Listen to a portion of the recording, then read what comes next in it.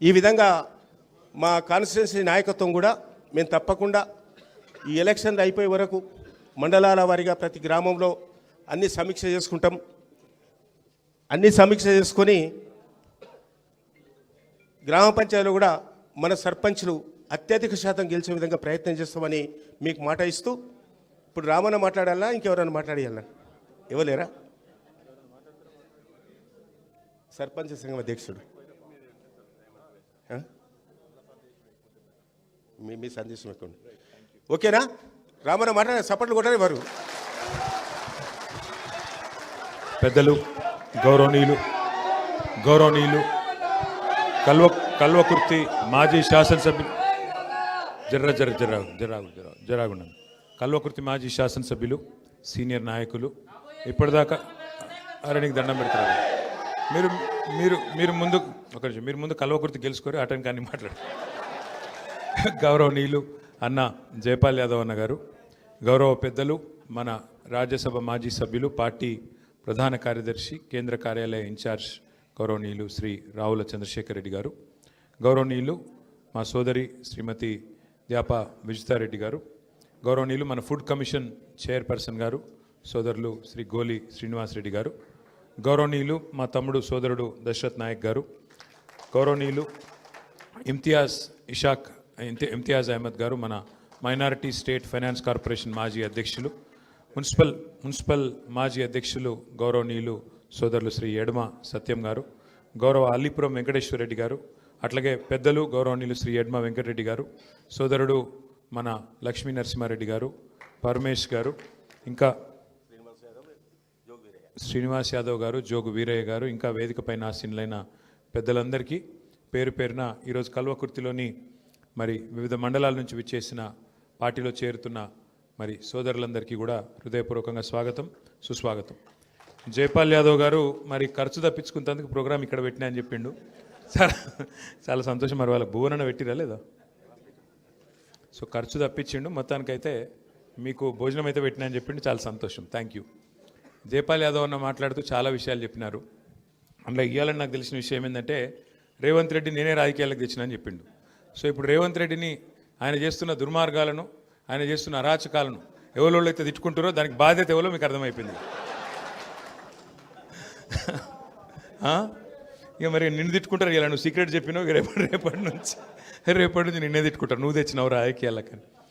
సరే, రాజకీయాల్లో అధికారం ఎవరికి శాశ్వతం కాదు. అప్పుడప్పుడు గెలుపు ఉంటుంది, అప్పుడప్పుడు ఓటమి ఉంటుంది. దాని గురించి పెద్ద ఆందోళన పడాల్సిన అవసరం ఏం లేదు. ఎందుకంటే ఈ దేశంలో మనం చాలా చూసినాం. ఇందిరాగాంధీ లాంటి గొప్ప నాయకురాలు, బాగా ప్రజాదరణ కలిగిన నాయకురాలు కూడా ఓడిపోయింది. ఎన్టీ రామారావు లాంటి సూపర్ స్టార్, ఎందుకంటే అసలు ఒకప్పుడు దేవుడు అంటేనే ఎన్టీ రామారావు. కృష్ణుడన్నా రాముడన్నా ఎట్లుంటాడో, అసలు రాముడు కృష్ణుడి కంటే కూడా ఎన్టీ రామారావు గారు సినిమాల్లో ఆయన పాత్ర ఏదైతే ఉండేనో దాన్నే మరి ఇంట్లల్లో అంతా క్యాలెండర్లలో ఉంటుండే. అట్లాంటి ఎన్టీ రామారావు గారు కూడా ఈ దేశంలో మన కల్వకుర్తిలోనే ఓడిపోయినారు. కాబట్టి రాజకీయాల్లో గెలుపులు, ఓటములు, ఎత్తు పల్లాలు ఇవన్నీ చాలా చాలా సహజం. 10 ఏళ్ళు మనకు తెలంగాణ రాష్ట్రం సాధించుకున్న తర్వాత ప్రజలు మనకు అవకాశం ఇచ్చినారు. అవకాశం ఇచ్చినాక కల్వకుర్తిలో ఏమేమి చేసినారు కేసీఆర్ గారి నాయకత్వంలో అనే విషయం వివరంగా ఇప్పుడే జైపాల్ యాదవ్ గారు చెప్పినారు. రాష్ట్రంలోనే అత్యధికంగా వ్యవసాయ పంపు సెట్లు ఉన్న కాన్స్టిట్యున్సీ కల్వకుర్తి. అట్లాంటి కల్వకుర్తిలో ఎన్ని సబ్స్టేషన్లు, ఎన్ని ట్రాన్స్ఫారంలు, 24 గంటల కరెంట్ ఇవ్వడానికి ఎంత ప్రయత్నం చేసిందో కేసీఆర్ ప్రభుత్వం చాలా వివరంగా అన్నగారు చెప్పినారు. చాలా సంతోషం. దాంతోపాటు ఉమ్మడి పాలమూరు జిల్లాలో, ఉమ్మడి మహబూబ్నగర్ జిల్లాలో ప్రస్తుత నాగర్ కర్నూలు, వనపర్తి, అట్లాగే గద్వాల, నారాయణపేట, మహబూబ్నగర్ జిల్లాల్లో కొత్తగా కేసీఆర్ గారి ప్రభుత్వం వచ్చిన తర్వాత, తెలంగాణ రాష్ట్రం వచ్చిన తర్వాత 8 లక్షల ఎకరాలకు సాగునీరు ఇచ్చిన ప్రభుత్వం కేసీఆర్ ప్రభుత్వం అనే మాట నేను మీకు గుర్తు చేస్తా ఉన్నాను. పాలమూరు అంటేనే వలసల జిల్లాగా పేరుపడ్డ పాలమూరుకి రివర్స్ మైగ్రేషన్, ఒకవైపు రివర్స్ ఇరిగేషన్ అంటే రివర్స్ పంపింగ్ చేసి, అప్పుడెప్పుడో చెప్తారు పెద్దలు, భగీరథ ప్రయత్నం చేసి దివిలో ఉన్న గంగను భువికి దించిండు అంటారు. అంటే ఆకాశంలో ఉండే గంగను కిందికి తీసుకొచ్చిండని చెప్తారు ఆనాడు భగీరథుడు. కానీ కేసీఆర్ గారు చేసిన భగీరథ ప్రయత్నం ఎట్లాంటిదంటే, మీకు ఒక చిన్న ఐడియా ఉండాలి కాబట్టి చెప్తా ఉన్నా ఈ మాట. తెలంగాణను భౌగోళికంగా ఒక్కసారి మనం చూస్తే ఎట్లుంటుందంటే, ఇట్లా ఒక గుడిసెలాగా షేప్ చూస్తే ఒక గుడిసె షేప్లో ఉంటుంది. ఈ గుడిసెలో ఒక వరుస నుంచి ఒకవైపు నుంచి గోదావరి నది పారుతుంటుంది, ఇంకొక వైపు నుంచి కృష్ణానది పారుతుంటుంది. అంటే మీ వైపు పాలమూరు పక్కకెళ్ళి కృష్ణానది పార్కం ఉంటుంది, ఇవతల పైన ఆదిలాబాద్కి నుంచి మొదలు పెడితే కింది దాకా నిజామాబాద్ ఆదిలాబాద్ మధ్యలోకి వెళ్ళి మొదలు పెడితే కింద భద్రాచలం దాకా గోదావరి నది పారుతుంది. కానీ భూమి ఇట్లా ఎత్తు మీద ఉంటుంది, నది కిందికి వెళ్ళిపోతుంటుంది. కృష్ణానది 110-120 మీటర్ల మీద కృష్ణానది పారుతుంటుంది. అట్లాగే గోదావరి చూస్తే 80-90-100 మీటర్ల మీద సముద్ర మట్టానికి 80-90-100 మీటర్ల మీద గోదావరి పారుతుంది. ఇప్పుడు మనం కూర్చున్న హైదరాబాదు 535 మీటర్ల మీద ఉంటుంది. అంటే మీ కృష్ణానది ఏదైతే శ్రీశైలం కాల నుంచి మొదలు పెడితే కింద ఆ బీచ్ పల్లి దాకా ఉన్నదో అదంతా కూడా 100-120 మీటర్ల మీద ఉంటే హైదరాబాద్ 400 మీటర్లు ఇంకా పైన. అందుకే ఇట్లుంటుంది తెలంగాణ అని చెప్తున్నా మీకు. అంటే ఒక గుడిసె లెక్క. మరి నీళ్లు పైకి తేవాలంటే, నీళ్లు ఈ పైన ఉండే భూభాగానికి తేవాలంటే మార్గం ఏంది? అందులో ఇప్పుడే మీ అన్న జైపాలన్న మన లక్ష్మీదేవిపల్లిని యాడ్ చేసినాడు. ఏది మన కొందుర్గు మండలం షాద్నగర్ కాన్స్టిట్యున్సీ లక్ష్మీదేవిపల్లి. లక్ష్మీదేవిపల్లి 660 మీటర్ల మీద ఉంటుంది. అక్కడ 660 మీటర్ల మీదకి ఉంటుంది. ఏది కృష్ణానది 120 మీటర్ల మీద ఉంటే లక్ష్మీదేవిపల్లి 660 మీటర్ల మీదికి, అంటే దగ్గర దగ్గర 400 మీటర్లు 500 మీటర్లు పైన ఉంటుంది అన్నట్టు. 1/2 కిలోమీటర్ మీద ఉంటుంది లక్ష్మీదేవిపల్లి. మరి నీళ్ళు ఎట్లా తేవాలి?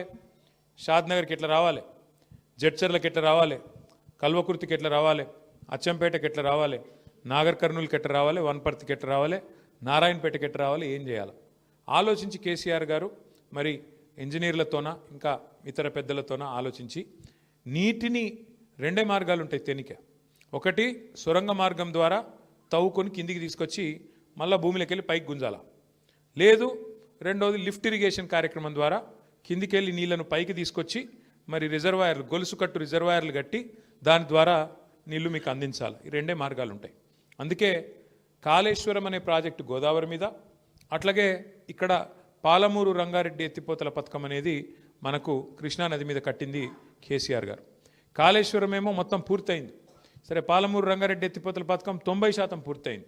అందులో భాగంగానే కట్టిన రిజర్వాయర్లు నార్లాపూర్ కానీ, ఏదుల కానీ, కరివెన కానీ, వట్టెం కానీ, ఉద్దండాపూర్ కానీ, ఇవన్నీ కూడా రిజర్వాయర్లు, గొలుసు కట్టు రిజర్వాయర్లు మీ జిల్లాలోనే, మీ ఉమ్మడి పాలమూరు జిల్లాలోనే కేసీఆర్ గారు 90% పని పూర్తి చేసి ఆఖరికి ఒక పంపు కూడా ఆన్ చేసి, మీకు గుర్తుండాలి ఎలక్షన్లకు ముందే ఒక పంపు కూడా చాలు చేసి నీళ్లు కూడా చూపెట్టిండి కేసీఆర్ గారు. కానీ సరే, ఇప్పుడు ఈ రేవంత్ రెడ్డి గారి ప్రభుత్వం వచ్చినాక, కాంగ్రెస్ ప్రభుత్వం వచ్చినాక పాలమూరు బిడ్డలని చెప్పుకోవడం, మామగారి పేరు ప్రాజెక్టు పెట్టుకోవడం తప్ప ఇప్పటి వరకు సుక్క నీరిచ్చింది లేదు. ఆ 10% మిగిలిపోయిన పనిని కూడా చేసే ప్రయత్నం కూడా చేస్తలేడు. అంటే ఎందుకు చెప్తున్నా ఈ మాట అంటే, కేసీఆర్ నాయకత్వంలో 60 ఏళ్లుగా సాధ్యం కానీ పరిష్కారం కానీ సమస్యలు ఎన్నో పరిష్కారం చేసుకున్నాం. కరెంటు సమస్య మీకు తెలుసు ఎంత తీవ్రంగా ఉండేనో. కల్వకుర్తిలో ఎంతమంది చచ్చిపోయినారో రైతులు, ఎంతమంది ఎంత బాధపడ్డారో తెలంగాణ రాక మునుపు కరెంటు కోసం మీకు తెలుసు. తిప్పి తిప్పి కొడితే ఫ్రీ కరెంటు అని రాజశేఖర రెడ్డి గారు ఉన్నప్పుడు తెచ్చినారు, ఉచిత కరెంట్ అని. కానీ ఆ ఉచిత కరెంటే అది. ఎందుకంటే 6 గంటలు కూడా ఎన్నడూ చక్కగా ఉండేది కాదు కరెంటు. అది కూడా పొద్దున 3 గంటలు, రాత్రి 3 గంటలు తప్ప ఉచిత కరెంటు వ్యవసాయానికి ఎన్నడూ 6 గంటలు ఒకటేసారి ఇచ్చింది అయితే లేదు. పారిన మడే వారుతుంది ఆ వచ్చే నీళ్ళతోన, ఇంకో మడి వారదు, నీళ్లు రావు. అర్ధరాత్రి పోయి కాపలా కూర్చుంటే కూడా దొంగల కాపలా కాసినట్టు కాపలా కాస్తే కూడా కరెంట్ ఎన్నడూ చక్కగా వచ్చేది కాదు కాంగ్రెస్ ప్రభుత్వంలో. ఇది నేను చెప్తలేను, స్వయంగా రేవంత్ రెడ్డి గారు చెప్పిండు. వాళ్ళ నాయన చచ్చిపోతే ఆ రోజు కాంగ్రెస్ ప్రభుత్వం అంటే రేవంత్ రెడ్డి గారు అసెంబ్లీలో చెప్పినాడు, అక్కడిక్కడ కూడా చెప్పలే, అసెంబ్లీలోనే చెప్పిండు. ఏమని చెప్పిండు? మా నాయన చచ్చిపోతే నేను కొండారెడ్డిపల్లికి పోయినా, కల్వకుర్తి తాలూకాలు ఉంటుంది మా ఊరు, పోతే నెత్తి మీద నీళ్లు చల్లుకుందామంటే నా అంతిమ సంస్కారం అయిపోయినాక, అంత్యక్రియలు అయిపోయినాక నీళ్లు చల్లుకుందామంటే నీళ్లు దిక్కులేవు, ఏం దరిద్రం కాంగ్రెస్ ప్రభుత్వమే మీది అని నేను చెప్తలేను, స్వయంగా రేవంత్ రెడ్డి గారే చెప్పినారు. అట్లాంటి కరెంటు లేని తెలంగాణను కరెంటు తెచ్చి 24 గంటల కరెంటు వ్యవసాయానికి, పరిశ్రమలకు, ఇళ్లకు, మనకు ఎక్కడ కూడా ఏ రోజు కూడా సమస్య లేకుండా, అర్ధరాత్రి వ్యవసాయం చేసుకునే గోస లేకుండా, అర్ధరాత్రి దొంగలే వచ్చే కరెంటు కోసం కావలగాసే దుస్థితి లేకుండా కేసీఆర్ గారి నాయకత్వంలో అద్భుతంగా కరెంటు బాగా చేసుకున్నాం. అట్లాగే మంచినీళ్ళు ఇంటింటికి తెచ్చుకున్నాం మిషన్ భగీరథ ద్వారా బ్రహ్మాండంగా. అట్లాగే సాగునీరు 80 మీటర్ల పైనుండే గోదావరిని నీళ్ళని తీసుకొచ్చి 618 మీటర్లుండే కొండపోచమ్మ సాగర్ నింపుకున్నాం. అట్లాగే 120 మీటర్ల మీద ఉండే మీ సోమశిల నుంచి బ్రహ్మాండంగా పైకి మొత్తం మీ రిజర్వాయర్లన్నింటినీ కట్టుకొని నీళ్లు నింపుకోవడానికి కూడా సౌలత్ ఏర్పాటు చేసుకున్నాం. అట్లే రైతన్నల కోసం స్వాతంత్రం వచ్చిన తర్వాత మొట్టమొదటిసారి ఏ నాయకుడు, ఏ ముఖ్యమంత్రి, ఏ ప్రధానమంత్రి చేయని ఒక వినూత్నమైన ఆలోచన, రైతుకు పెట్టుబడి సాయం అందించాలి అనే ఒక ఆలోచన చేసి 1 కాదు 2 కాదు 73,000 కోట్ల రూపాయలు, 1 2 కాదు 11 పంటలు 11 సీజన్లకు 73,000 కోట్ల రూపాయలు బ్రహ్మాండంగా మీకు రైతు బంధు నాటేసే టైం వచ్చిందంటే బ్రహ్మాండంగా టింగు టింగుమని ఫోన్ మోగుతుండే. మీరు ఏం పైరవి చేసే అవసరం లేకుండా, దరఖాస్తు పెట్టే అవసరం లేకుండా, దండం పెట్టే అవసరం లేకుండా ఖాతాలో వచ్చి పైసలు పడేది. సరే, ఇన్ని చేసినాం, మరి ఎందుకు ఓడిపోయినాం? ఎందుకంటే ఒకటే ఒక కారణం ఉంది, మన నాయకుల అనైక్యత. ఒకళ్ళంటే ఒకళ్ళు ఓర్వలేనితనం, పని చేసినా చెప్పుకోకపోవడం. ఇప్పుడు ఒక ఊళ్ళే 4 నాయకులు ఉంటారు. జైపాల్ యాదవ్ అన్న కానీ లేకపోతే ఇంకెవరైనా సరే ఎమ్మెల్యే అంటే ఆయన ఏం చేస్తాడు? ఆయనకు 2 బాగా పరిచయం అవుతారు, ఒక 2 అంత పరిచయం గారు. ఇక ఆ ఊళ్ళో కొంగనే జైపాల్ అన్న ఏం చేస్తాడు? లక్ష్మీనరసింహారెడ్డిగా రావా అని చెప్పి ఆయనని దగ్గర తీసుకుంటాడు. ఆయన దగ్గర తీసుకునే వరకు మిగతా 3 కోపం వస్తుంది. అగో మేము పని అంతా మేము చేస్తాము, ఈ లక్ష్మీనరసింహారెడ్డినేమో బాగా ఎత్తుకుంటున్నాడు, తెలిసి రావాలి జైపాల్ యాదవ్కు, మంచిగా అయింది, ఒక్కసారి మా ఊళ్ళో మనం పని చేయకపోతే ఏమవుతుందో తెలుస్తుంది అని అట్లా కోపం. రెండోది ఏమైంది, రైతు బంధు విషయంలో కూడా ఇయ్యనప్పుడు ఎవడు ఇయ్యలేదు. కాంగ్రెస్ వాడు ఇయ్యలేదు, తెలుగుదేశం ఇయ్యలేదు, ఎవరు ఇయ్యలేదు దేశంలో కేసీఆర్ ఇచ్చే ముందు. కానీ ఇచ్చుడు మొదలుపెట్టినాక అందులో ఇచ్చికాయలు ఏంటిది? అగో జైపాల్ యాదవ్కు 50 ఎకరాలు ఉంది, గోలి శ్రీనివాసరెడ్డికి 10 ఎకరాలు ఉంది, మరి జైపాల్ యాదవ్కి ఎందుకు ఇవ్వాలి అని గోలి శ్రీనివాసరెడ్డి లొల్లి. అరే నీకు వచ్చినది నీకు వస్తుంది కదా అంటే, నాకు ఇవ్వకపోయినా పర్లేదు, ఆయనకి ఎందుకు ఇస్తున్నావు? అరే ఇది ఎక్కడి బాధ రాబోయే అంటే అంతే. ఇక అట్లా అయిపోయింది సమాజం. ఎందుకంటే నాకు వచ్చిందన్నది అంతం లేదు, గాయనకి ఎందుకు ఇస్తున్నావు ఎక్కువ, ఆయన బలిసినోడు ఆయనకి ఎందుకు ఇస్తున్నావు? అరే వాళ్ళు పర్సెంటేజ్ చూసుకోండి తమ్మి, ఏం లేదు అందులో 2% కూడా లేరా అసంటోళ్ళు, 1.2% కూడా లేరా అంటే అది నేటిది లేదు. ఇంకా ఊళ్ళల్లో ఇంకొకటి కూడా మోపైంది, ఏ మాటకు ఆ మాట చెప్పుకుంటే. ఇవాళ రేపు ప్రతి ఒక్కరి చేతిలో ఫోన్ ఒకటి మోపైంది. ఇక ఆ ఫోన్లలో ఏం లేదు, ఇక తినేటప్పుడు గిదే, బాత్రూంలో గిదే, ఉన్నమాట చెప్తున్నా నేను, అంతేనా? ఏమైపోయిందంటే ఇక అందులో ఏమున్నది, తిట్టటోనికి ఎక్కువ గిరాకీ. ఆ కేసీఆర్ ఇంట్లోకి వెళ్ళి ఇస్తుండా, మరి ఇదివరకు నోడేవాడని ఇంట్లోకి వెళ్ళి ఇచ్చిండా? ఒకడు 3 పంటలకు ఇవ్వాలని అప్పుడు రేవంత్ రెడ్డి చెప్పిండు. 2 పంటలకు ఇస్తారా, 3వ పంటకి ఇవ్వవా అని ఒకడు అంటాడు, ఇంట్లోకి వెళ్ళి ఇస్తుండా అని ఇంకోటి అంటాడు. మరి ఇదివరకు నోడేవాడని ఇచ్చిండా? ఇదివరకు 200 రూపాయలు పెన్షన్ ఇస్తే ఆహా ఓహో అన్నారు, మరి 2000 పెన్షన్ ఇస్తేనేమో 10 రెట్లు పెంచి 2000 చేస్తే దానికి మాత్రం ఇంట్లోకి వెళ్ళి ఇస్తుండా అని దీర్ఘాలు తీసుడు. ఇట్లాంటి కార్యక్రమాల వల్ల మనది మనం చక్కగా చెప్పుకోకపోవడం వల్ల, మన పని చేసి కూడా చక్కగా మార్కెటింగ్ చేసుకోకపోవడం, అవతలవాడు అబద్ధాలు ప్రచారం చేయడం, అవతలవాడు చెప్పిన అబద్ధాలనే ప్రజలు నమ్మేటట్టుగా ఇంకో 10 మంది యూట్యూబ్లలో ఆన్లైన్లో పోగై వాళ్ళు చెప్పుడు, అవి మనం ఎక్కువ నమ్ముడు. ఎందుకంటే మన సమాజం ఎట్లా అంటే, ఇప్పుడు జైపాల్ యాదవ్ గారు చాలా మంచోడు అని నేను చెప్తే మీరు నమ్మరు. జైపాల్ యాదవ్ సాబ్ చాలా మంచోడు, గొప్పవాడు, ఆయనకు అర్జెంటుగా ఓటేయండి అంటే నమ్మరు. అదే జైపాల్ అన్న ఇప్పుడు వచ్చేటప్పుడు ఇక్కడ 2 మర్డర్లు చేసి వచ్చిందంటే నమ్ముతారు. ఓ అవునా, ఎక్కడో చేసే ఉంటాడు, నిజమే, అంతే తప్ప మనిషి నైజం అది.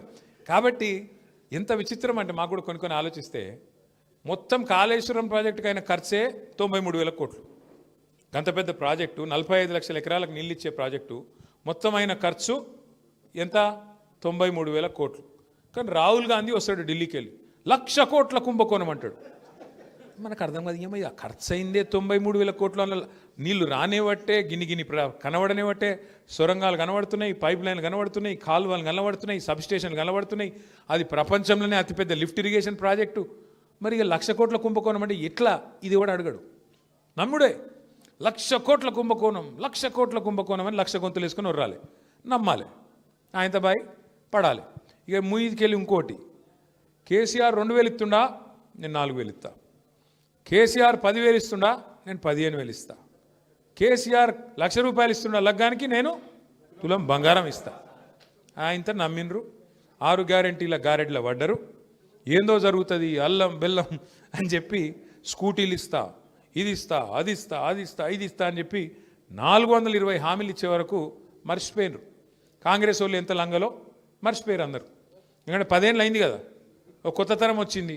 ఈ కొత్త తరం వల్ల కాంగ్రెస్ వాళ్ళు ఎంత దుర్మార్గులో తెలియదు, ఎంత దుర్మార్గులు ఎంత మోసగాలు తెలియక ఆయనతో నమ్మిండు, జై జై అని చెప్పి ఆయనతో నారాయణ రెడ్డిని గెలిపించారు కల్వకుర్తిలో. ఇప్పుడు ఏమైంది? అదే నారాయణ రెడ్డి తిడతాడు ఇప్పుడు. ఆసుపత్రి ఇట్లుంది అట్లుంది. నేను పరిశాన్ అయితే ఈయన నిన్ననే ఊడిపడ్డాడు ఏం రాబోయే రాజకీయంలో అని.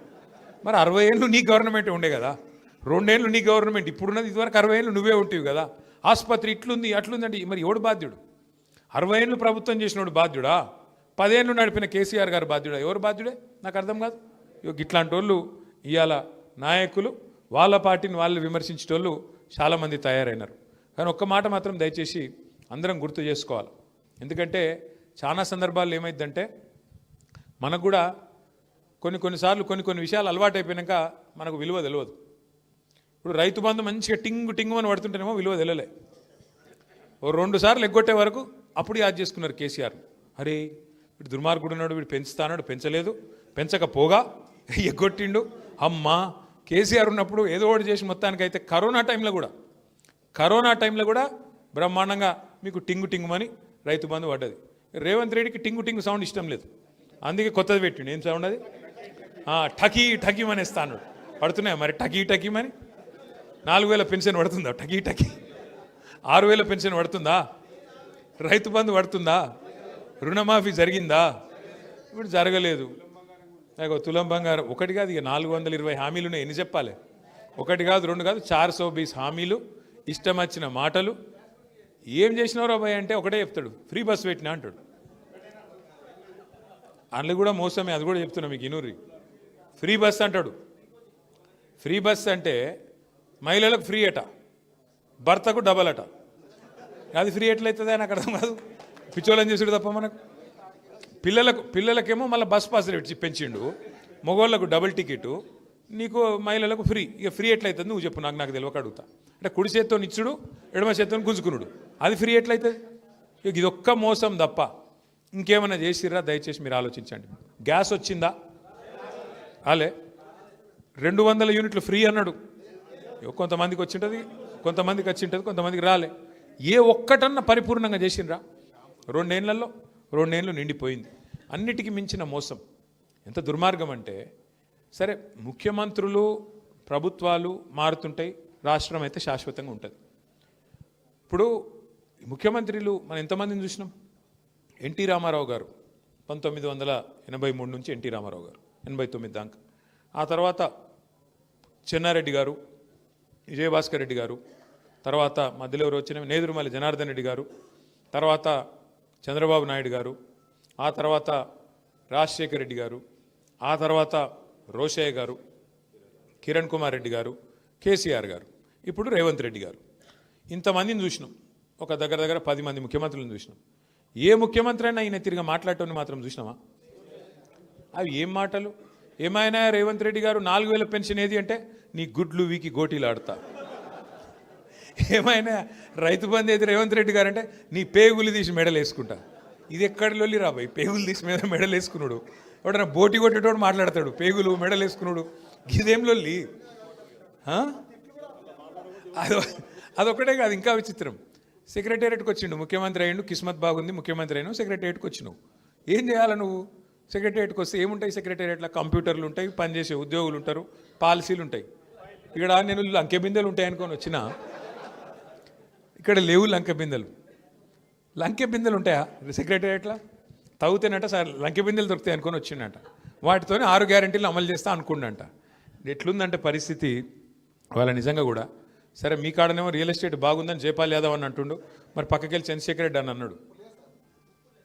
మరి జయపాల్ అని ఒక్కరికే మంచిగా నడుస్తున్నట్టు. అయితే సరే ఆగాగు, తొందరపడకు.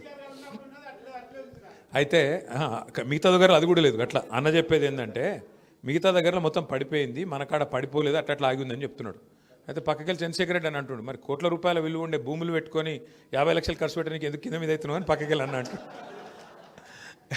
నేనేమంటా అంటే, మీరు ఎక్కతొక్క టెన్షన్ పడేది ఏం లేదు. ఇవన్నీ కూడా జరుగుతూనే ఉంటాయి రాజకీయాల్లో. అప్పుడప్పుడు కింద పడతాం, అప్పుడప్పుడు లేస్తాం. కానీ ఒకటి మాత్రం పక్క, ఇవాళ ఏ ఊర్లో అయినా 10 మంది గుమిగూడితే, ఒక పెళ్ళి అయినా, ఒక సావు అయినా, పండుగ అయినా, ఒక 10 మంది దోస్తులో ఇంకోటో ఒక దగ్గర కూర్చుంటే మాత్రం ఇలా ఒక్కటే మాట నడుస్తున్నది, తొందరగా కేసీఆర్ను మళ్ళీ తెచ్చుకోవాలి రాబోయ్ ఎట్లన్నా చేసి అనే మాట నడుస్తుంది. సరే ఈ మధ్యలో ఈ మధ్యలో చిన్న చిన్న ఎలక్షన్లు ఉన్నాయి, చిన్న చిత్కా ఎలక్షన్లు ఉన్నాయి. ఒకటి జెడ్పీటీసీ అంటే, ఒకటి ఎంపీటీసీ అంటే, సర్పంచ్ అంటే, ఇవి నడుస్తూనే ఉంటాయి. అస్సలు ఎలక్షన్ మాత్రం 2028లో ఉంటుంది. బరాబర్ అందులో మాత్రం నేను ఇవాళ చెప్తున్నా, మీకు రాసి పెట్టుకోండి. తిరిగి ప్రజలు కేసీఆర్ గారిని తెచ్చుకోవడం పక్కా. ఇది ఎవరు ఆపలేరు, ఎందుకంటే ప్రజలు డిసైడ్ అయిపోయింది. ఈసారి మళ్ళీ ప్రయోగాలు చేయరు. కేసీఆర్ ఉన్నప్పుడు రైతు బంధు పడుతుండే, కేసీఆర్ ఉన్నప్పుడు రైతు బీమా వచ్చింది, కేసీఆర్ ఉన్నప్పుడు బ్రహ్మాండంగా వ్యవసాయం నడిచింది, పంటలు కొంటుండే, అన్ని రకాలుగా ప్రజలకు, పేద ప్రజలకు ముఖ్యంగా మంచి జరిగింది. కాబట్టి ప్రజలంతా అమాయకంగా ఏం లేరు. ప్రజలు టైం కోసం చూస్తాను అంతే. ఏమన్నా సందు దొరుకుతుందా, ఏదైనా మధ్యలో ఎలక్షన్ వస్తుందా అని చూస్తే మధ్యలో వస్తలేవు. మొన్న ఒక జుబ్లీల్స్ వచ్చింది, అందులో కూడా మీరు చూసిర్రు ఎంత ఆగమాగమైంది రేవంత్ రెడ్డి. ఒకటే దెబ్బకు గట్టిగా మాట్లాడే వరకు వెంటనే ఒక ఆయన మంత్రి చేసి పారేసిండు. అజరుద్దీన్ ఒక దెబ్బకు, బీఆర్ఎస్ దెబ్బకు అజరుద్దీన్కు మంత్రి పదవి వచ్చింది. ఒకటే దెబ్బకు 4 మీటింగ్లు గట్టిగా పెడితే రేవంత్ రెడ్డి 1 వీక్ తిరిగిండు, గట్టిగా వారం రోజులు తిరిగిండు. తిరగక తప్పలే.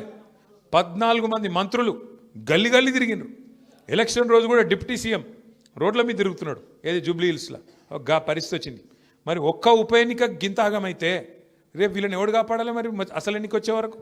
అందుకే మనం భయపడేది లేదు, బాధపడేది లేదు. నడుస్తుంది, చిన్న చిన్న ఎదురు దెబ్బలు నడుస్తూనే ఉంటాయి. కానీ మీరు ధైర్యంగా ఉండండి. కల్వకుర్తిలో తప్పకుండా ధైర్యంగా ముందుకు పోదాం. నాకున్న అవగాహన మేరకు, నాకున్న అనుభవం మేరకు నేను కూడా రాజకీయాలకు వచ్చి ఇప్పుడు వచ్చే సంవత్సరం అయితే 20 ఏళ్ళు అవుతుంది. కాబట్టి నేను కూడా కొద్దిగా చూసిన, ఇప్పుడు ఎమ్మెల్యే అయ్యి కూడా 16 ఏళ్ళు అయింది. నేను కూడా కొద్దిగా చూసిన, ఇవాళ ఈ ప్రభుత్వం మీద ఉన్నంత వ్యతిరేకత బహుశా భారతదేశంలో ఏ ప్రభుత్వానికి కూడా ఇంత తొందరగా వ్యతిరేకత వచ్చిన ప్రభుత్వం అయితే ఎక్కడ లేదు. కాబట్టి మనం ఏం బాధపడాల్సిన అవసరం లేదు. కాంగ్రెస్ వాళ్ళే ఒకరినొకటి అనుకుంటారు, గుద్దుకుంటారు, ఒక నంగిలాగా ఇంకోటి చింపేస్తాడు. ఆఖరికి మనం ఏం లేకుండా మనం కలిసి కట్టుకుంటే చాలు. మన ఓటమికి కారణం అనైక్యత, మన ఓటమికి కారణం ఐకమత్యం లేకపోవడం, మన ఓటమికి కారణం మనం కలిసికట్టుగా నడవకపోవడం. నేను జైపాల్ యాదవ్ గారిని, అదేవిధంగా ఇతర పెద్దలందరినీ కూడా కోరుతా ఉన్నా వేదిక మీద, రేపు ఇంకా చాలా మార్పులు చేర్పులు ఉంటాయి. సర్పంచ్ ఎలక్షన్లు అయిపోగానే మనం కూడా వెంటనే మెంబర్షిప్ కార్యక్రమం పెట్టుకుందాం, సంస్థాగత నిర్మాణం చేసుకుందాం, క్యాడర్ను బ్రహ్మాండంగా తయారు చేసుకుందాం. ప్రతి ఊళ్ళో కమిటీలు, బూత్ కమిటీలు కానీ, గ్రామ కమిటీలు కానీ, మండల కమిటీలు కానీ, నియోజకవర్గ కమిటీలు కానీ, జిల్లా కమిటీలు కానీ వేసుకుందాం. వచ్చే సంవత్సరంలో మనకు ప్రతి జిల్లాలో ఆ పార్టీ ఆఫీస్ ఉన్నది. మీ నార్కర్నూలు జిల్లాలో ఉన్నది, రంగారెడ్డి జిల్లాలో పార్టీ ఆఫీస్ ఉన్నది. ఎక్కడికక్కడ జిల్లాల్లో శిక్షణ కార్యక్రమాలు పెట్టుకుందాం. అన్ని విషయాలు మీకు తెలవాలి. రేవంత్ రెడ్డి చేస్తున్న మోసం మీకు తెలిస్తేనే ప్రజలకు తెలుస్తుంది. ఒక 2 విషయాలు మాత్రం నేను చెప్పి ముగిస్తాను. 2 మోసాలు ఆయన ఇప్పుడు తాత్కాలికంగా ఏదైతే ఇప్పుడు రైట్ నౌ నడుస్తున్న మోసాలు. ఒకటి, బీసీ రిజర్వేషన్ల విషయంలో జరిగిన మోసం. ఎలక్షన్ల ముంగట ఏం చెప్పిండు? 42% రిజర్వేషన్ ఇస్తా.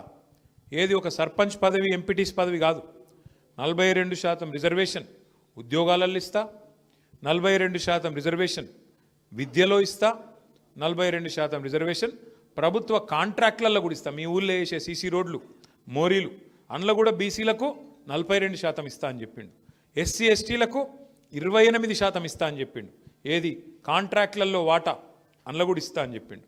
సంవత్సరానికి 20,000 కోట్ల బడ్జెట్ పెడతా అని చెప్పిండు. ఏది బీసీలకు. అంటే 5 ఏళ్లలో 1,00,000 కోట్ల బడ్జెట్ ఇస్తా, ప్రతి సంవత్సరం 20,000 కోట్ల బడ్జెట్ ఇస్తా అని చెప్పిండు. 2 బడ్జెట్లు అయిపోయినాయి. 2 బడ్జెట్లు కలిపి కూడా 12-13 వేల కోట్లు దాటి పెట్టలే. 40,000 కోట్లు పెడతా అని చెప్పి 12-13 వేల కోట్లు కూడా పెట్టలే. దాంతోపాటు రిజర్వేషన్ ఏదో కేసీఆర్ గారు తగ్గించిండు, నేను పెంచుతా, మొత్తం కేసీఆరే అన్యాయం చేసిండు అని అడ్డం పొడువు అసెంబ్లీలో బయట మాట్లాడిండు, మీరు చూసే ఉంటారు. కేసీఆర్ గారు ఉన్నప్పుడు ఆనాడు పంచాయతీ ఎన్నికల్లో 24% రిజర్వేషన్ ఉండే బీసీలకు. మరి ఇవాళ ఎంత ఉన్నది బీసీలకు పంచాయతీల ఎన్నికల్లో? చెప్పిందేమో 42, ఇచ్చిందేమో 17, అంటే 25%. నార్కర్నూలు జిల్లా అయితే 13% బీసీలకు. మరి బీసీ సోదరులు బుద్ధి చెప్తారా, చెప్పరా? ఇంత మోసం చేసిన ప్రభుత్వం ఎన్ని డ్రామాలు చేసిండు మధ్యలో. ఒకరోజు జీవో ఇచ్చినా అంటాడు, ఒకరోజు బిల్లు సంతకం పెట్టినా అంటాడు, ఇంకో రోజు రాజ్యాంగ సవరణతోనే సాధ్యం అంటాడు, ఇంకో రోజు పార్టీ పరంగా రిజర్వేషన్లు ఇస్తా అంటాడు. ఇన్ని డ్రామాలు చేసి ఆఖరికి తడిగుడ్డతోని ఇవాళ బీసీల గొంతు కోసిండు రేవంత్ రెడ్డి గారు. మరి ఆయనను బుద్ధి చెప్తారా? కల్వకుర్తి తాలూకాలో చెప్పరా?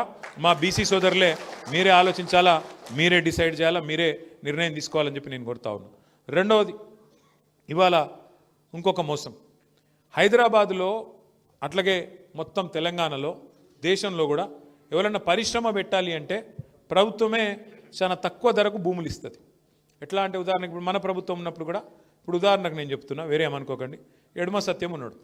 సత్యం వచ్చి అన్న నేను ఒక అపార్ట్మెంట్ కట్టుకుంటా, నాకు 2 ఎకరాల భూమి అంటే నేను ఇస్తానా? అపార్ట్మెంట్కి నేను ఎందుకు ఇస్తానా? ఇయ్యా, నువ్వేనా పరిశ్రమ పెడతా అంటే ఇస్తా అని చెప్తా. సో అదే సత్యం వచ్చి అన్న 2 ఎకరాలు నాకు ఇయ్యు, నేను మంచిగా ఒక పరిశ్రమ పెడతా, 200 మందికి ఉద్యోగాలు ఇస్తా అంటే బయట మార్కెట్లో ₹1,00,00,000 ఎకరం ఉంటే కూడా దాన్ని కేవలం 10 లక్షల రూపాయలకే ఇచ్చి నువ్వు నడుపు తమ్ముడు, నువ్వు పరిశ్రమ పెడితే కొలువులు వస్తాయి, ఉద్యోగాలు వస్తాయి, దాంతోపాటు రాష్ట్రానికి ఆదాయం వస్తుంది అని చెప్పి ఏ ప్రభుత్వం ఉన్నా పరిశ్రమలకైతే భూములు ఇస్తుంది, మళ్ళీ పరిశ్రమకు ప్రోత్సాహకం కూడా ఇస్తుంది. ఎందుకు ఇస్తాం? ఉద్యోగాలకు, వాటితో పాటు రాష్ట్రానికి కూడా ఆదాయం వస్తుంది, ప్రజలకు కూడా సంపద పెరుగుతుందని ఇస్తాం. ఇప్పుడు ఏమైంది అంటే గత 50-60 ఏళ్లలో హైదరాబాద్ మహానగరం చుట్టూ ఒక 21 పారిశ్రామిక వాడలు వచ్చినాయి. ఇట్లనే ప్రభుత్వాలు ఏం చేసినాయి? ఒక్కొక్క ప్రభుత్వం, తెలుగుదేశం కావచ్చు, కాంగ్రెస్ కావచ్చు, టీఆర్ఎస్ కావచ్చు, పారిశ్రామిక వాడలు ఏర్పాటు చేస్తాం. ఎందుకంటే అందరికి గవర్నమెంట్ ఉద్యోగాలు ఇవ్వలేము కదా, అందుకే పరిశ్రమలు పెడితే మన పిల్లలకు కొలువులు వస్తాయని పరిశ్రమలు వాడలు ఏర్పాటు చేస్తాం. చెర్లపల్లి, నాచారం, మల్లాపూరు, కాటేదాను, బాల్నగరు, జీడిమెట్ల, పాశమైలారం, పటాన్చెరు, చుట్టూతా బోలెడన్ని పారిశ్రామిక వాడలు ఉన్నాయి. ఇప్పుడు ఏమైంది? ఆ వాడలు పెట్టినప్పుడేమో ఊరవతలు ఉండే, కానీ తర్వాత హైదరాబాద్ వెరుక్కుంటూ పోయింది, అవన్నీ ఊరు మధ్యలోకి వచ్చినాయి. ఊరు మధ్యలోకి వచ్చేవారికి ఏమైంది? ఒక్కొక్క భూమి, ఒక్కొక్క ఎకరం బాగా కాస్ట్లీ అయిపోయింది. వాళ్ళందరికీ ఇచ్చిన భూములు ప్రభుత్వమే ఇచ్చింది చాలా తక్కువకు. రైతుల కాడనో లేకపోతే ప్రభుత్వ భూమిలో ₹1,00,00,000 ఉన్న భూమిని 10 లక్షలకే ఆ రోజు వాళ్ళకి కట్టబెట్టినాం. ఇవాళ రేవంత్ రెడ్డి గారి నిర్ణయం ఏం తెలుసా? ఆయన ప్రభుత్వం నిర్ణయం 9,300 ఎకరాల భూమి, ఏది హైదరాబాద్లోని 21 పారిశ్రామిక వాడల్లో 9,300 ఎకరాల భూమి. అంటే ఒక్కొక్క ఎకరం హైదరాబాద్లో ఎక్కడ కూడా 40-50 కోట్లకు ఎక్కడ తక్కువ లేదు ఎకరం. నేను చెప్పేది ఎక్కడ కూడా 1,50,000-2 లక్షల రూపాయలకు తక్కువ లేదు గజం. అసొంటి భూమిని ఇప్పుడు రేవంత్ రెడ్డి ఏమంటుండే ఎరికేనా? మీకు గిన్న ఇప్పుడు మీరు పారిశ్రామికవేత్త, మీకు ఇచ్చింది ఎందుకు ప్రభుత్వం భూమి? ఉద్యోగాలు ఇస్తావని, అట్లాగే తక్కువ ధరకు మీకు ప్రభుత్వానికి ఏమైనా ఆదాయం వస్తుందని ఇచ్చినాం. ఇలా దరఖాస్తు పెట్టుకుంటే చాలంట ఎస్ఆర్ఓ వాల్యూ మీద. ఎస్ఆర్ఓ అంటే రిజిస్ట్రేషన్ వాల్యూ. ముందే రిజిస్ట్రేషన్ వాల్యూ తక్కువ ఉంటుంది మార్కెట్ మీద చూస్తే. ఇప్పుడు మీ కల్వకుర్తి ఉంది, కల్వకుర్తిలో ఎకరం నిజానికి మార్కెట్లో ₹1,00,00,000 ఉండొచ్చు, రిజిస్ట్రేషన్ 5 లక్షలు 10 లక్షలు ఉంటుంది, అంతేనా? అంతే ఉంటుంది. ఇప్పుడు రేవంత్ రెడ్డి ఏమంటుండే ఎరికేనా? ₹1,00,00,000 ఉన్న భూమి కేవలం రిజిస్ట్రేషన్ ధర మీద 30% కడితే చాలట. అర్థమైందా? రిజిస్ట్రేషన్ 5 లక్షలు అనుకో, మార్కెట్లో ₹1,00,00,000. రేవంత్ రెడ్డి ప్రభుత్వం ప్రపోజల్ ఏం దొరికేనా? 5 లక్షలలో 30% అంటే ఎంత? 1,25,000, 1,30,000. 1,30,000 రూపాయలు కడితే శాశ్వతంగా ₹1,00,00,000 భూమి నువ్వు తీసుకో, అపార్ట్మెంట్లు కట్టుకో, ఏమైనా చేసుకో అంటుండు. ఇది దోపిడీ కాదా? ఇంతకు మించిన దోపిడీ ఇంకేమైనా ఉంటుందా? హైదరాబాద్లో ఇల్లు కడదామంటే జాగలేదు, ప్రభుత్వ ఇల్లు, ఇందిరమ్మ ఇల్లు కడదామంటే జాగలేవు. హైదరాబాద్లో పార్కు కడదామంటే జాగలేదు. హైదరాబాద్లో ఒక ఛాయ్ డబ్బా పెడదామంటే జాగలేక గరీబోలు ఫుట్పాత్ మీద పెట్టుకుంటే వాటిని వచ్చి హైడ్రా కొట్టేస్తుంది. హైదరాబాద్లో బొందలగడ్డకు జాగలేదు, హైదరాబాద్లో మోరీ కడదామంటే జాగలేదు, రోడ్డు విస్తరిద్దామంటే జాగలేదు. కానీ 9,300 ఎకరాలు ఆయన అత్త సొమ్ము అన్నట్టు, ఆయన అబ్బసొత్తు అన్నట్టు ఇలా రేవంత్ రెడ్డి ఈ 500-600 మంది బడాబాబులకు రాసిచ్చేస్తున్నాడు. రాసిస్తే ఉతానే రాసిస్తాడు రేవంత్ రెడ్డి. నీకు తెలియదా? నాకు తెలియదా? ఇవాళ 10% కాదు, ఎక్కువనే ఉన్నది. 50% ట్యాక్స్ ఉన్నది, ఆర్ఆర్ ట్యాక్స్. 50% వెనుకకు నూక్కుండే. ఇది కథ. అంటే 9,300 ఎకరాలు, ఒక్కొక్క ఎకరం 50 కోట్లు, ఎంత? 4.5 లక్షల కోట్లు, 5 లక్షల కోట్ల ఆస్తి. అందులో 50% కాంగ్రెస్ వాళ్ళు దొబ్బక తినే ప్రయత్నం చేస్తాను. ఎవరి సొమ్ము ఇది? ప్రజల సొమ్ము. ప్రజల సొమ్ము, ప్రజల ఆస్తి. పారిశ్రామికవేత్తలకు ఉద్యోగాలు ఇస్తారని, పారిశ్రామికవేత్తలు రాష్ట్రానికి ఏమైనా ఆదాయం తెస్తారని ఇచ్చింది. ఇక నా ఇష్టం ఉన్నట్టు నేను అపార్ట్మెంట్లు కట్టుకుంటా, మాల్స్ కట్టుకుంటా, నీ అయ్యే సొమ్మా వాన అయ్యే సొమ్మా? అందుకే మనమేం డిమాండ్ చేస్తున్నాం? వాపస్ తీసుకో భూములు, కాదంటే బహిరంగ మార్కెట్లో వేలం పెట్టు. మీరు చూస్తున్నారు కదా పేపర్లో, ఏం రాస్తున్నారు పేపర్లో? రాయదుర్గంలో ప్రభుత్వ భూమిని వేలం పెడితే ఒక ఎకరం 177 కోట్లు. మరి 177 కోట్లకి ఇక్కడ ఎట్లుంటుంది? 2 కిలోమీటర్ల అవతల ఎకరం 3 కోట్లు ఎట్లుంటుంది? ఇది దోపిడి కాదా? మరి ఆలోచించద్దాం మనం. సరే రేవంత్ రెడ్డి ఇవాళ ఉంటాడు, రేపు బిక్తాడు. ఆ పైసలు మరి, ఆ ప్రభుత్వ పైసలు, ప్రజల పైసలు ఎడపోవాలి? ఒక గది ఇవాళ మన పంచాయతీ. ఇంత దోపిడీ జరుగుతుంటే కూడా మనం చర్చ పెట్టకపోతే, ఇంత దోపిడీ జరుగుతుంటే కూడా మనం మాట్లాడకపోతే చరిత్ర మనల్ని క్షమించదు. మీరు ఆలోచన చేయండి, కూకట్పల్లిలో 8,000 రూపాయల గజం దొరుకుతుందా? 8,000 రూపాయల గజం ఎవడని ఇస్తా అంటే ఇక్కడ ఉన్న వాళ్ళందరూ లైన్ పోయి కట్టుకొని కొనుక్కుంటారు కాదా? ఇక కడతాలనే లక్ష ఉందట. మరి కూకట్పల్లిలో 8,000 రూపాయల గజం అమ్ముతుండే ఇలా రేవంత్ రెడ్డి. ఎవరికి మనకు అమ్ముతలేడు, ప్రజలకు అమ్ముతలేడు. బడా బడా పారిశ్రామికవేత్తలు, ఆయన అన్నదమ్ములు, కొండలరెడ్డి, తిరుపతి రెడ్డి, కృష్ణారెడ్డి, ఇంకెవరున్నారు వాళ్ళ అన్నదమ్ములు, ఇక పేర్లు ఎందుకు తిన్నాక కానీ, వాళ్ళందరూ కలిసి గుంపయి ఇవాళ వెనకకెళ్ళి రాయించుకొని వేరే వాళ్ళ పేర్ల మీద అగ్రిమెంట్లు పెట్టి దొంగతనం చేసి మొత్తం 9,300 ఎకరాలు దొబ్బేసే ప్రయత్నంలో ఉన్నాడు. ఆయన ముఖ్యమంత్రి పని చేస్తలేడు, రియల్ ఎస్టేట్ బ్రోకర్ పనే చేస్తాడు. ఉన్నమాటే చెప్తున్నాడు. మీ దగ్గర కూడా ఏమేం చేస్తున్నాడో, 4th సిటీ, అట్లాగే పక్కన RRR, ఇటుదిప్పుడు అటుదిప్పుడు, మీకు తెలియదా? తెలుసు తెలుసు. ఇయ్యమంటే కొట్లాడాలి, గట్లెట్లనే ఇయ్యమంటే కుదరదు. కానీ కొట్లాడితే ఇగో అన్న సింపుల్ ముచ్చట, తెలంగాణ పైరవి చేసి వచ్చినదే ఈ బలగొడతాం నా కొడకాని కాంగ్రెస్ అని గట్టిగా గల్లబట్టుకుంటే వచ్చి ఉతానే వస్తుంది. అందుకే అంటున్నా, మీకు కూడా తెగువ ఉంటే, తెగింపు ఉంటే ఆ రైతులను ముంగట పెట్టండి, మీరు పక్కకు పోయి కూర్చోండి, గట్టిగా కొట్లాడండి. ఈ పైరవులతోని రేవంత్ రెడ్డి అసొంటోళ్ళు ఇనరు కాదు.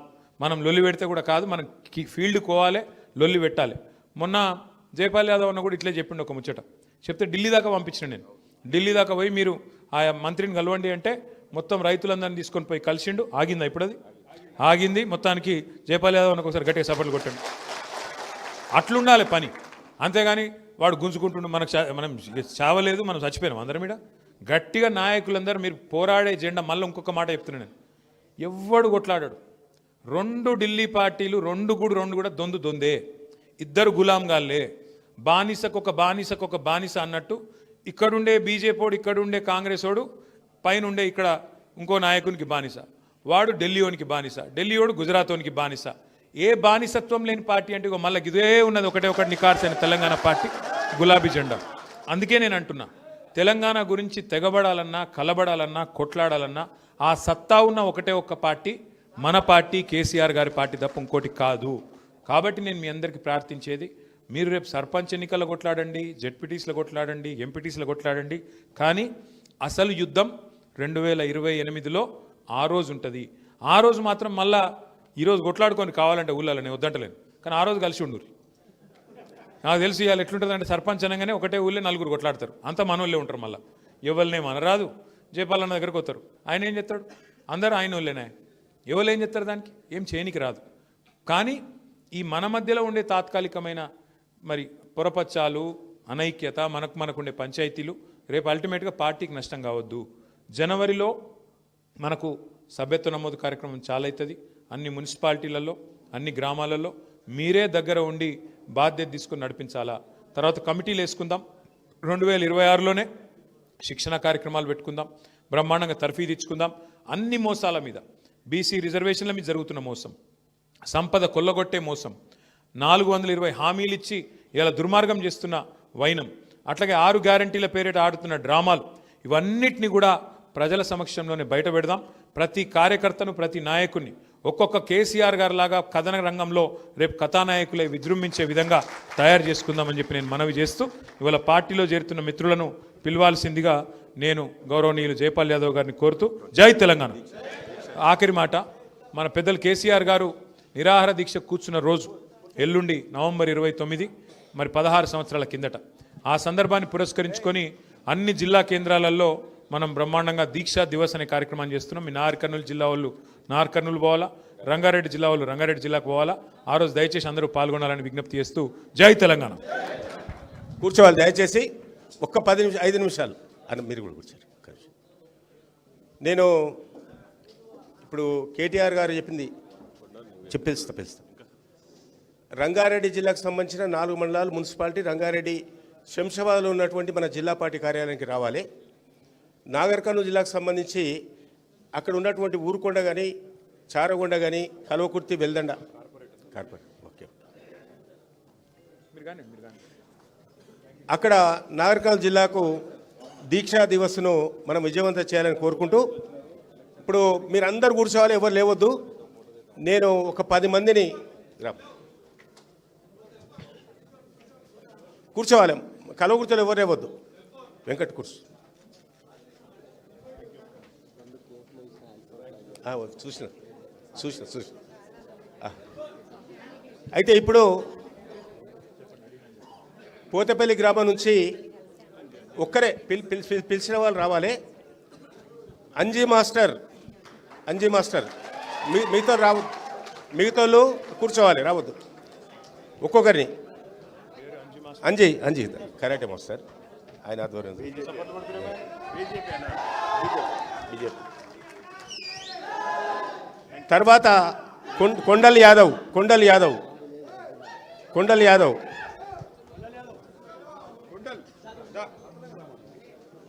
సాయిబాబా సర్పంచ్ క్యాండిడేట్ సాయిబాబా, లచ్చిరామ్ నాయక్,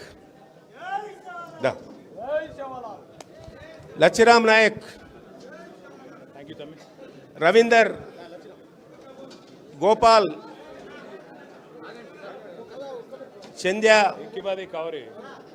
చంద్య, వరుణ్, శివ, రేణు, సాయిబాబా, బాలస్వామి, మల్లేష్, ఉడత Mallesh, Gopal. One by one ఇట్లా వెనక్కి జరగండి. తర్వాత కడతాల్ మండలం నుంచి నింగ్యారి శ్రీను,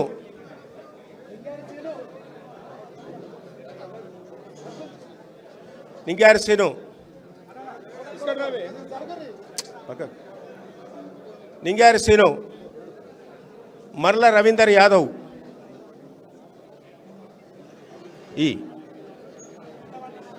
లింగారి సాయి కుమార్, రవీందర్, లింగారి సాయి కుమార్, అక్కడ సొప్పరి శ్రీశైలం, రావిచెడ్ దర్శన్, లింగారి రాజు,